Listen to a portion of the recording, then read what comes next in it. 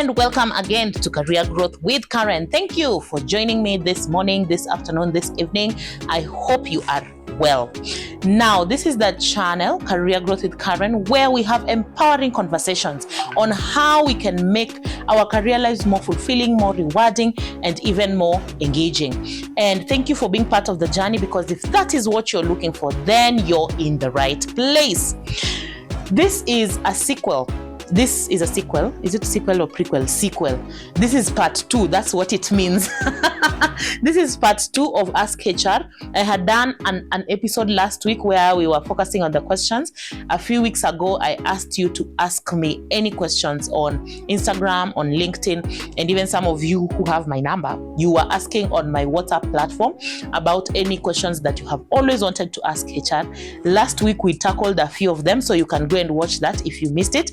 And this week, I am going to answer 3 more questions that you asked, which I feel are critical. And just so you know, all questions asked on my platforms, I always answer them. But these ones I just picked. I answer personally, like directly to you. But these ones I picked them so that we can come and discuss them here, because I felt, these ones are interesting. And that is what we'll be discussing today, these 3 questions. So please, let's get started.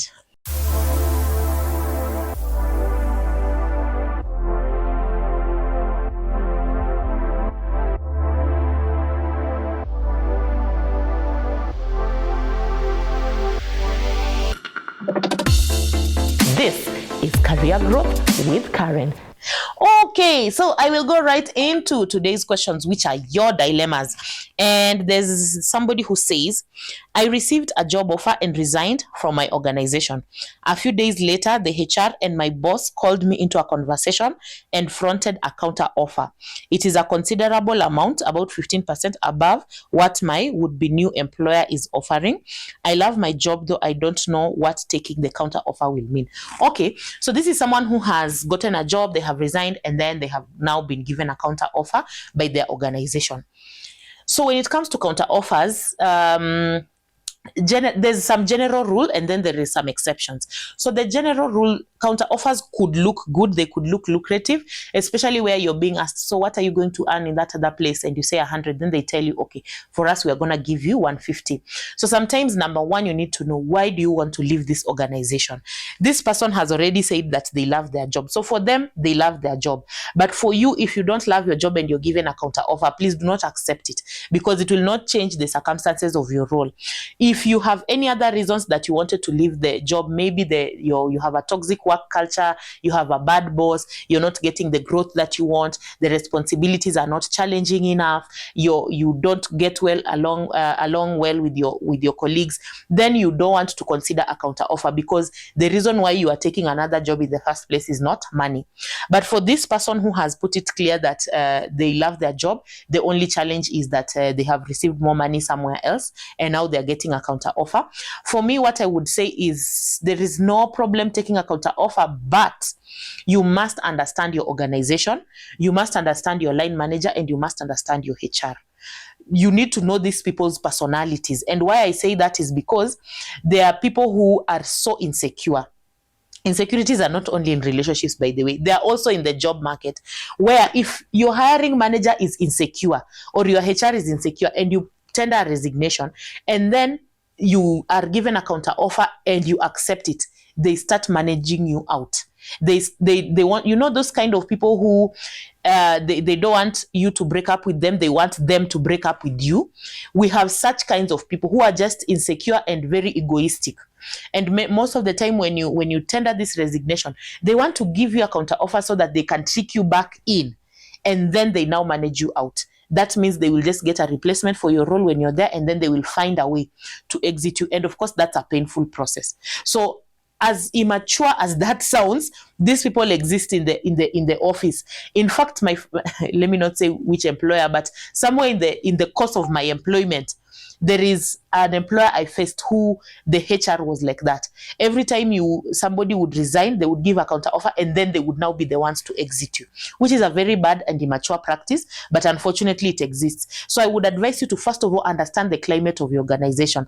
There are other managers who are very nice, they are pro-progress, they don't think that you're challenging them by wanting to take another job, they are very secure in who they are, and for them there will be no vendetta if you try to take on another job. It will just be a conversation and you will receive the counter offer. But in most cases, because people are just people and there is malice, sometimes there is jealousy, there is revenge involved, some people may want to manage you out after you take the counter offer. And of course, that will be a bad place to find yourself in, because at that point you have already turned down the offer that you would have gotten. So now you're left in a place where you don't have anything to look to. And that's unfortunate. So for me, I would tell you, first of all, look at the climate of your organization. How are they? If there are people who are very secure and they are open to people looking out for other opportunities, go right ahead and accept the counter offer, especially because you already love your job. But if you can sense any kind of animosity, I would advise you don't take the counter offer, just go, because you had already said you're going, just move. And please, as I answer these questions, as I had said in the previous episode, there are some of you who've already gone through such circumstances. So please tell us in the comment section, how did you handle it? Were you given a counter offer? And did you accept it or not? And how did it go? What was the outcome of it? So that also the people who ask these questions can also benefit from your responses. There's another question here. I applied for a job. I did a virtual interview and fortunately got a job offer letter today. I'm currently 7 months pregnant, but I never mentioned it to the new employer. My worry is, should I disclose right now that I'm pregnant? Can my situation affect my probation period, since I will only work for 3 months and then go for maternity leave? Am I allowed maternity leave while on probation? I'm really confused and don't know how to respond to the offer letter. I would really appreciate some professional guidance on this. So this is somebody who has a job offer in their hands. I responded to them, guys, so don't worry. By the time they were writing, it was today, and I responded today. They've been doing virtual interviews and then they have gotten a job offer which they hadn't signed, and they were wondering, they are only 3 months, they will only be 3 months, 3 months due before due date by the time they start this new job. So they were wondering whether they should disclose this and whether the employer will not consider them on grounds of the pregnancy. Now, I will tell you what I told her. It is in your best interest to disclose to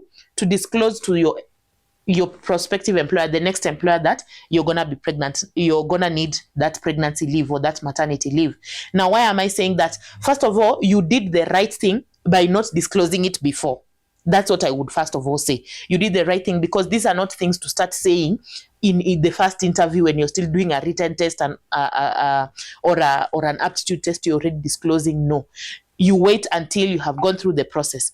And now that it is at the stage where she needs to sign the offer, now it is the right time to actually say that I want to accept your offer, but I also want you to know that I am pregnant.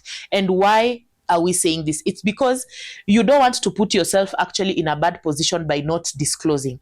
Because number one, your employer may think you are, withholding information can be viewed as you're not trustworthy. I can't trust you because you knew this, but you withheld it from me.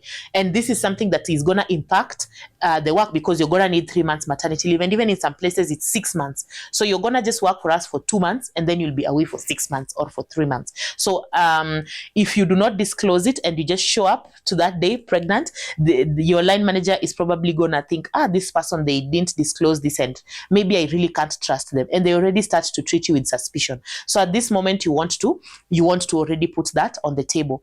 The second thing, and why I said this is the right time for her to say it, is because an offer has already been extended. So there is some pressure also from the employer to allow you to join the organization, because if they don't, it will be very clear that at this point, the only reason why you're asking me not to join is because I have told you I am pregnant. Otherwise, you had already extended the offer. And you understand, based on the Labor Law and the Employment Act here in Kenya and in most countries, that would be discrimination, because we are not allowed to discriminate against people, against mothers, against parents, against people who are pregnant. So it would put some positive pressure on the organization to accept you anyway. But if you said it earlier, much earlier, they would have a way of maybe just telling you didn't pass that interview, and yet they knew that you would have passed only that. The thing they're trying to manage here is the pregnancy. So at this point is the right point. The organization will also be under some positive pressure to accept you anyway, because if they don't, it will be clear that they're discriminating against people who are pregnant. The third thing is it may open up a conversation. Maybe this job is very demanding. Maybe you are now going to work in you had applied to an NGO and they had already told you this job will entail 30% or 40% travel, and they will already tell you, no, in the first 2 months we'll need you to go to Ukraine, and then after that we'll need you to go to Somalia. Majority of your time will be spent outside of your duty station. So given that you have an opportunity to decide with yourself whether you want to proceed or not, you may decide, you know what, honestly, given the exigencies of this job, in as much as I have qualified and I have earned and there is an offer before me, am I willing to already go to a job that will be sending me to Somalia and I'm 8 months pregnant, 7 months pregnant. I'm going to war-torn areas. I'm going to these places. I'm traveling all over.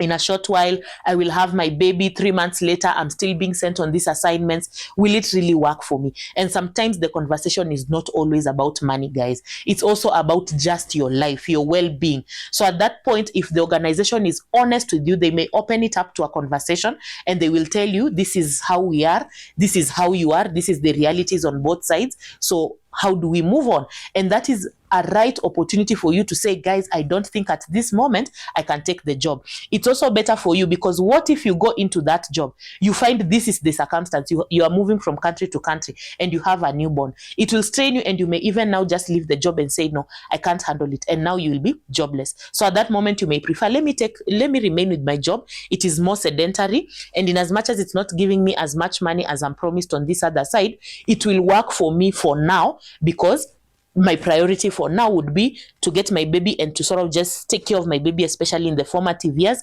before I can start globetrotting. So it's being fair on both sides. It's to be fair to yourself and also to be fair to the employer if you disclose the fact that you are expectant, and even talk about how long you have before you get the baby.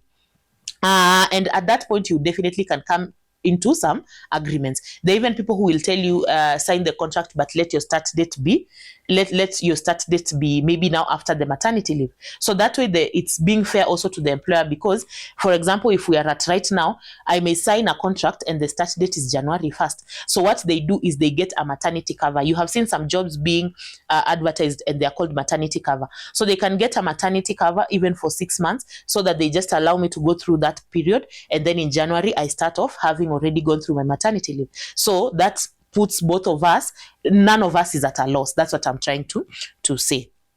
There's the last one. I am tired of my job and want to make a move. Where do I begin? Okay, so what is making you tired of your job? That is the first thing you need to understand. What is it that you're looking for? Because, guys, if you don't know what you're looking for, you may accept anything thinking it's the answer to your problems, and then you find out that it isn't. So the first thing I would advise you to do is find out, have that meeting with yourself and introspect and understand from yourself, what am I looking for? What do I want? Why am I going for another job? Sometimes you want more pay. Sometimes you want more flexible working hours. Sometimes you want better proximity to where you live. So you first of all need to define, and by defining, you're already eliminating some opportunities. For example, if I want remote working, it already means I am not going to apply for jobs that need on-site operations.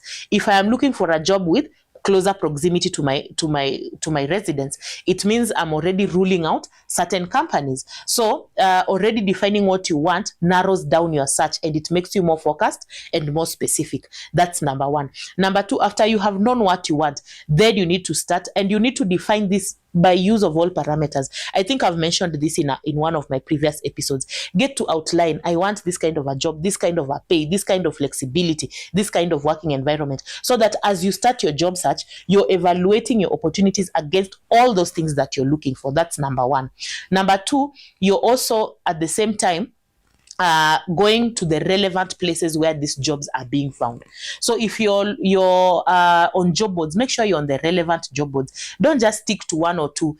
Diversify. These days we have so many job boards. Apart from just Brighter Monday and LinkedIn and Fuzu, we have so many other job boards that can accelerate your speed towards getting the job that you're looking for. So go to all these other job boards, make yourself visible. You are like a product, you want to get to the right place. So make yourself visible.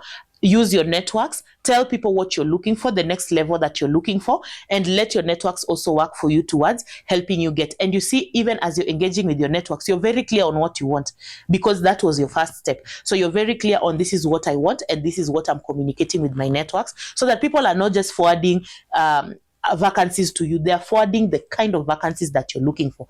Another frustrating thing during job seeking is that you may end up, everybody's just sending you vacancies, even the ones that you don't want. So you want to specify what you want so that your networks can also help you out in your job search.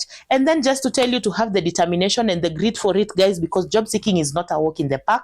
It needs you to have patience. It's that it has no timelines. It's not that you will take only 6 months or only 1 year. You don't know how long it will take for you being in the job seeking space. So be patient. Do not expect a turnaround in the next 1 month.